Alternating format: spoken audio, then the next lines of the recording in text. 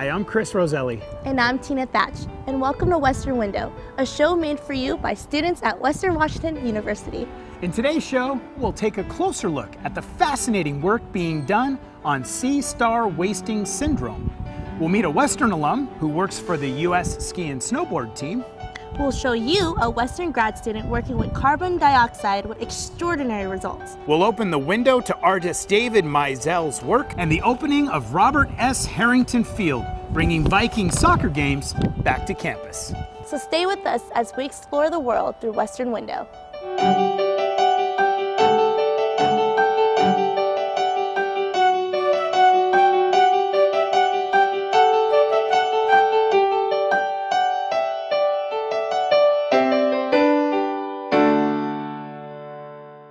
Sea stars along much of our Pacific coast are dying in great numbers in a mysterious fashion in what is being called sea star wasting syndrome.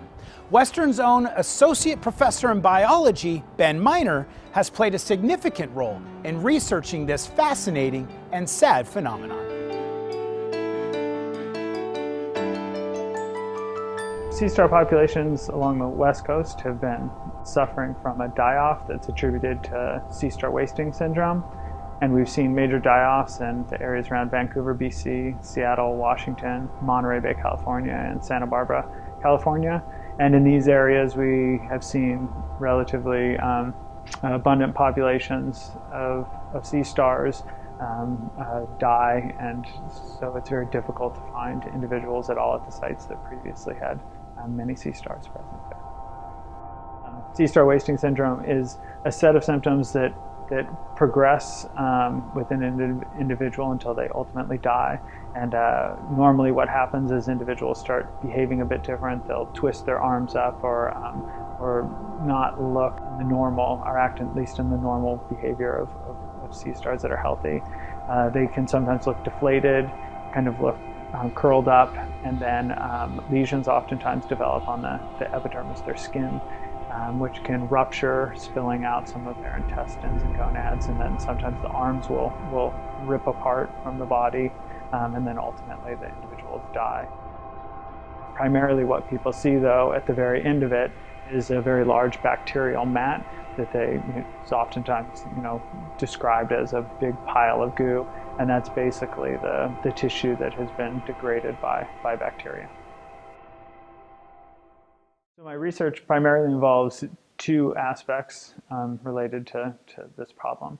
One is surveying areas to determine where the disease is present and how it might be moving or progressing as time goes on, or disappearing in some cases. And then the other part is a set of laboratory experiments that I do, where we will put individuals that appear to be infected in with healthy individuals, and then determine whether they can transfer it among individuals, or maybe put in infected water, for example, in with what appear to be healthy individuals and see if they contract it. We have no idea what it is right now, so that's really cool, kind of being on the cutting edge of the research.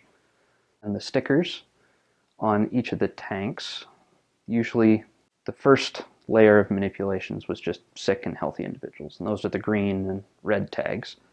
And the tank, easy way to number each of the tanks so we know who's in what tank, sort of thing. About once a week or so, since normally these organisms are intertidal, so the tide comes in, brings their food to them, if you will, brings that clean water in, and then it goes out, and it comes in and out. Whereas here they're in a static environment, so the waste from the sea stars, when they're eating the mussels that we provide for them, builds up, and so we change the water to make sure that doesn't end up impacting experimental manipulations we're doing. Most of the researchers, there's an entire team, it's not just Dr. Miner, up and down the coast that's been looking at this, and so you can really help out if, when you're walking down at, say, Marine Park or whatnot, and you find a star that has whitish lesions, is usually the first sign of the condition that's really, really obvious. And you do want to be careful, because on the top of the star there's a little circle, and that little circle that's naturally whitish is part of the sea star. That's not a lesion, so be careful about that. And yeah, keep an open mind, keep looking. I mean, citizen science is really helping us out on this project. Feel free to talk to Dr. Miner. His email should be up on the biology department webpage. If people are interested in getting involved there, I would suggest going and looking at the Sea Star Wasting Syndrome webpage that the UC Santa Cruz hosts, and I think it's seastarwasting.org. It'll provide some additional information about how to get involved if you'd want to. And we have lots of citizen scientist groups that are helping out and trying to figure out where the disease is, how it's spreading, and help solve the problem.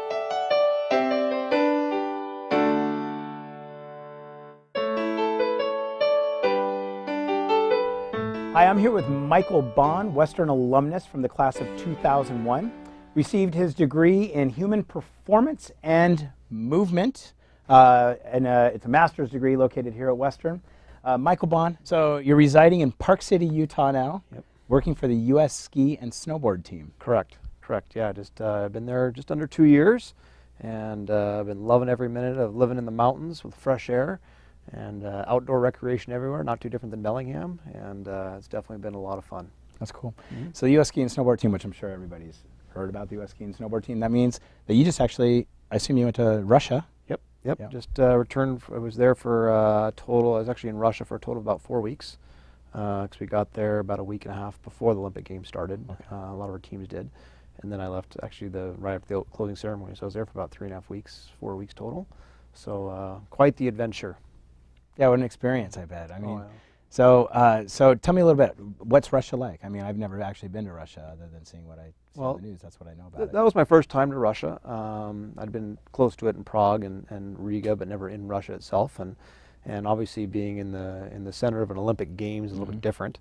So whether we got an accurate portrayal of what it was or not, usually Olympic Games are a wonderful celebration, and everything is in peak form, and people are very, very generous and friendly, and it was a lot of positive environment to be in.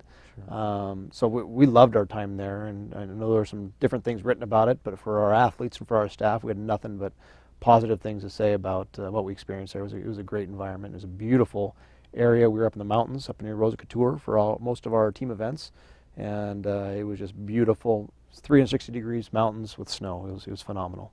That's amazing. Mm-hmm. So you're working with world-class athletes. You're the strength and conditioning coordinator of the entire U.S. Ski and Snowboard Team. Mm-hmm. What does that mean? What does that mean you do? Well, I got about 200 athletes spread out about around 15 teams or so. Pretty much anyone who has either skis or a snowboard on their feet fall under our umbrella. And I have 6 full-time strength conditioning coaches underneath me, as well as 6 interns to manage those athletes. And we provide obviously strength conditioning services. We help manage some nutritional services that are provided by our dietitians. We help coordinate services with our sports psychologists, with our coaches, both at home in the off season, but also on the road. We actually travel a little bit during the season as well to make sure the athletes are staying healthy, doing what they need to do to stay healthy and stay strong and be competitive. So it's quite a juggling act, because you're working with both Nordic skiers as well as half-pipe snowboarders, as well as women ski jumpers, as well as moguls athletes. And you're really getting a full spectrum of talent and skill and abilities and ages. And personalities. And personalities, absolutely. Yeah. And it's a really neat experience because you're working with such a diverse population. Yeah. Mm-hmm. Thank you so much for coming to campus. Thanks for coming back. It's good to see you, my friend. Thanks for inviting me. It's never hard to get me to come back, that's for sure.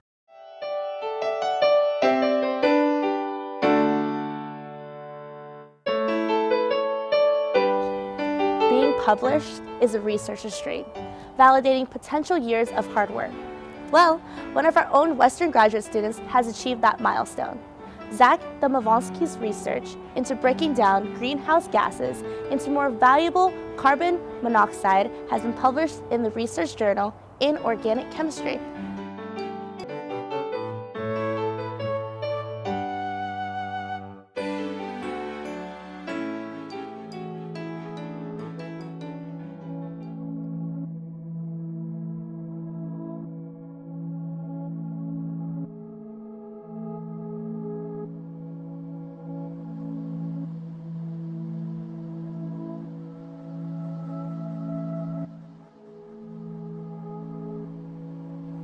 My name is Zachary Thammavongsy, and I'm a graduate student here at Western Washington University. And my team and I have discovered how to break down carbon dioxide to carbon monoxide with iron, the most inexpensive and abundant metal in the planet.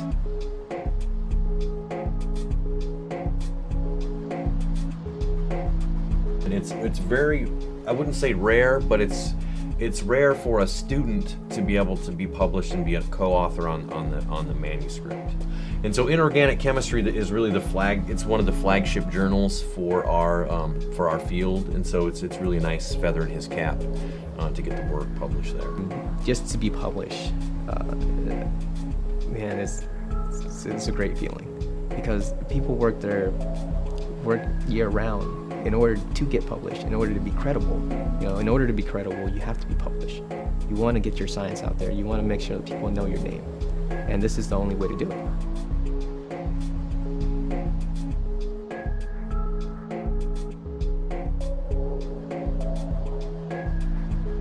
Yes, iron is used to break down carbon dioxide to carbon monoxide. And there's only been one example of that so far that had happened, where you break down carbon dioxide to carbon monoxide on iron. And so if you can think about this molecule being carbon dioxide, so it's a linear molecule, carbon in the middle here, 2 oxygens.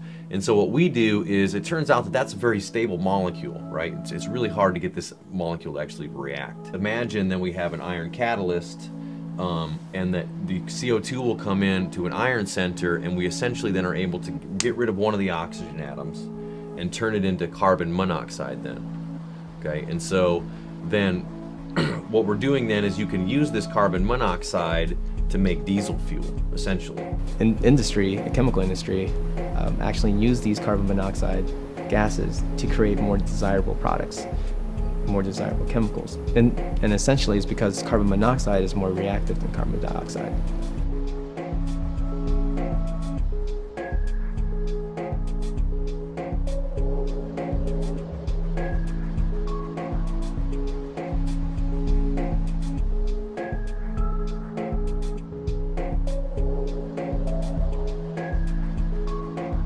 So we build several different types of vehicles. We build hybrid vehicles, we build off-road vehicles, and we build autocross race cars.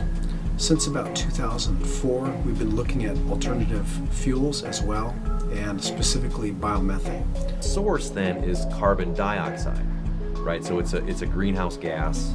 It's you know, an environmental contaminant that we need to deal with.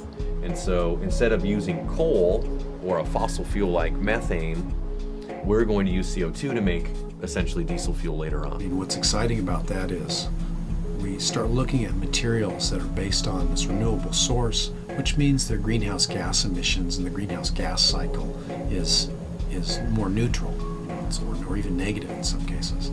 So that would be really exciting. Right, so your CO2 comes in, you make your diesel fuel, you burn it, CO2 goes out, and essentially, right, you haven't produced any new CO2, so taking it from the ground in like a fossil fuel source and putting it into the atmosphere that way. I think what we would be looking at doing is taking the biogas that we get and taking the hydrogen sulfide out, then looking at the carbon dioxide and the methane, and using those two things, carbon dioxide, to go through Zach's process, so we get the carbon monoxide to make it into a liquid.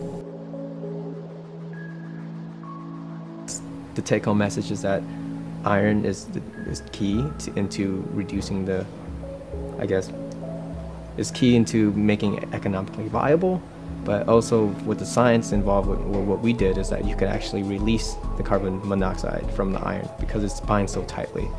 Normally you can't release it, but we've shown that you could.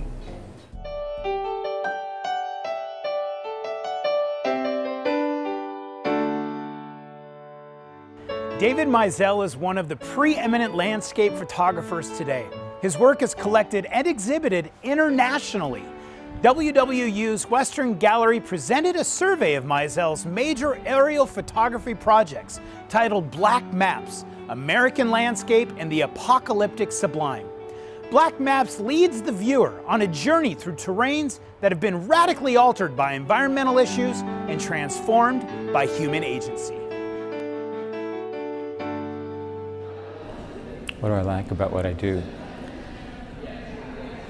Well, I love making pictures, actually, and I think about these as being pictures, perhaps more even than photographs. I think that David's work is important regionally, not just for our students. I think certainly within that larger theme, the way David approaches and poses questions about the environment is very important. And I think the fact that he does so from the standpoint of an artist as opposed to the standpoint of an environmentalist. I think at Western we're very much engaged in sort of that activist spirit, and I don't think I've spoken to a single student who doesn't take it upon themselves to see the problem of our environment being something that it is their generation's job to solve. I mean, we use natural resources on a daily basis. You know, they're the heart of what enables us to have infrastructure in any way, whether it be around buildings or technology or anything whatsoever. But we don't necessarily think about the cost that is paid for that. And so in a way, I'm hoping that the visual impact of the images lets people kind of dig a little deeper and to consider those issues more thoroughly. These are aerial photographs of sites throughout the United States that look at sites that have undergone some sort of human-induced trauma to the landscape. So looking at areas of environmental issues, often correlating to natural resource extraction. So that's kind of the short version of what I do. I think art has an amazing ability to bring different lenses to those problems. Not only is it sort of, you know, a conceptual environmental engagement combined with art, but Huxley has gotten involved and is supporting this series as well. So it's really nice to see those two aspects of campus come together. It demonstrates a lot of the stakes that are involved. You know, when I started making work in this vein, not entirely dissimilar to this work, I was in my early to mid-20s, and I didn't have an audience for my work. So to have had an audience develop over time, I'm interested in all the responses, the positive, the negative, the ones who are appalled, the ones who are seduced. I think they all have a place. The work isn't meant to necessarily be easy. The work isn't really meant to answer questions, perhaps maybe ask some questions. I think art prevents you from just coming at something in one direction. I think art can have a function. You know, art can make us think about things that we might not otherwise consider. I'm a big believer in education, for sure. I've had lots of it.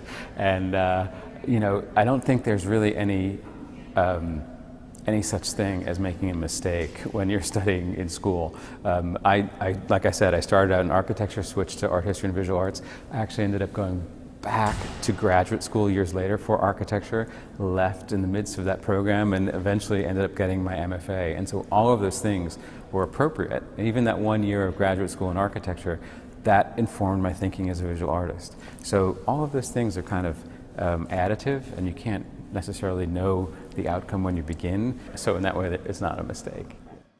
You can't come at an art project with sort of the scientific method and solve it, right? And so many of the problems that are facing scientists today are complex, and they require a larger sort of way of thinking. And so one of the things that we think we can really offer Western students, no matter what their major, is a method through which they can approach things synthetically. In the case of David's work, you're seeing aesthetics, you're seeing, you know, this experience of the piece, and then you're confronted with perhaps what is actually being imaged there. And so you have to reconcile that, and it raises questions within you, and it creates a richer place to understand that complexity. I'm glad for the effect that the work has on people. The depth of the effect that work has on people is very, very gratifying.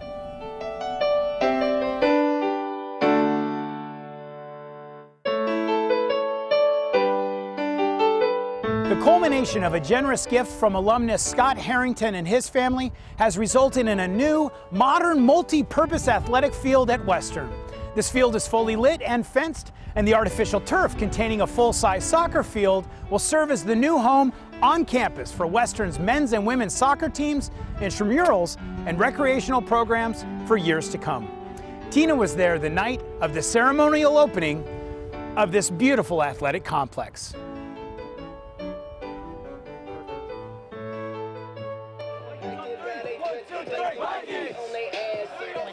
Tonight we are at the men's kickoff soccer game.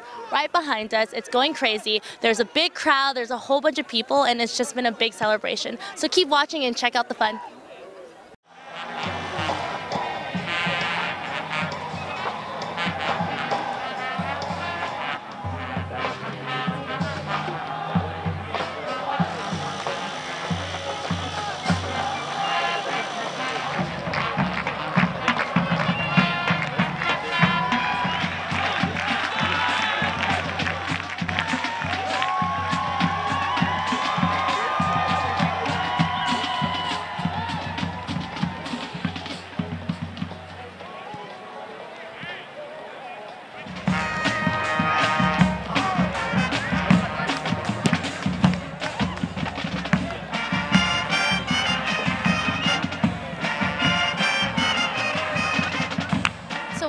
Behind us right now? This is the celebration for the dedication of the field, and that was the Harrington family who gave a gift for this field that made it possible in cooperation with students from the rec center and the associated students who paid the additional dollars to make the field happen. So this was an evening of celebration, and up here it was the guests of the Harrington family and those who were involved in developing the field concept and bringing it to fruition.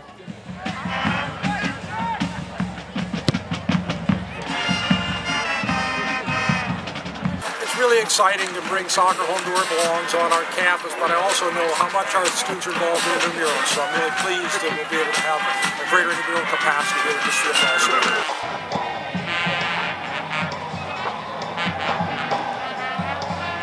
I think it kind of like brings us together more too. I didn't really go to like a lot of like sport game stuff last year, but now that's so accessible, it's like, why not?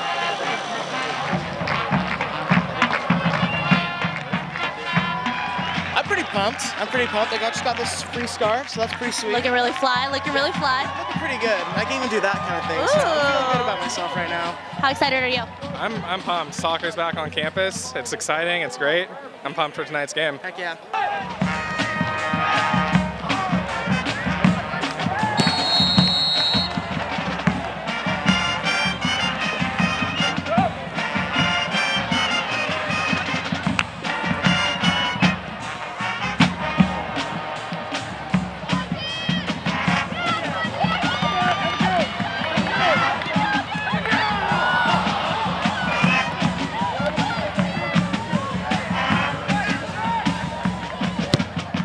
I really wanted to say, representing my family, we are really thankful for Western, President Shepard's support, the student body, everybody here, Varsity Athletics Club and Rec, and really thankful for the opportunity to be a part of this. It was a little vision many years ago at this point, and everybody stepped up to seize the opportunity, execute on it, and we're here today. So I look forward to what we have today, and this is only the beginning of what we're going to see to come, I think. So thank you. So Mr. Harrington, what made it possible for this to happen? What was the reason why you wanted to make this field happen here at Western? Oh gosh, I mean, the main thing is I was a soccer player myself back in the day, a good 20 plus years ago now, and sticking with Western's campaign of active minds changing lives. Yeah. I don't feel like that is possible without the diversity of both the athletic program, but also other athletics and recreational opportunities. How do you feel about the results? Like, do you love it? Oh yeah, it's a good opportunity where the student body was able to come together, the foundation board, the athletic director, Bruce Shepard, a lot of people actually came together, seized an opportunity and made it happen. What are you looking most forward to for future games and things on this field? Oh gosh, I'm looking forward to the growth of men's soccer, you know, of course, personally and foremost for what this field can do. Are you going to come back and play? Oh, I'm done and retired. Well, thank you so much, Ms. Harrington, and we love the field. We are so thankful for you. Thank you. Thank you.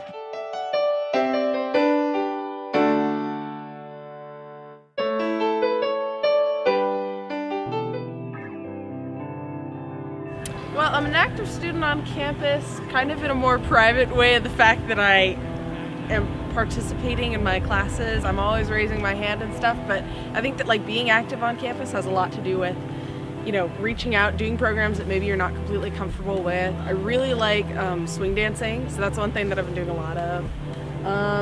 I don't know, sometimes being an active student on campus is just sitting like at one of these tables and being willing to say hi to somebody. So, I don't know, yeah.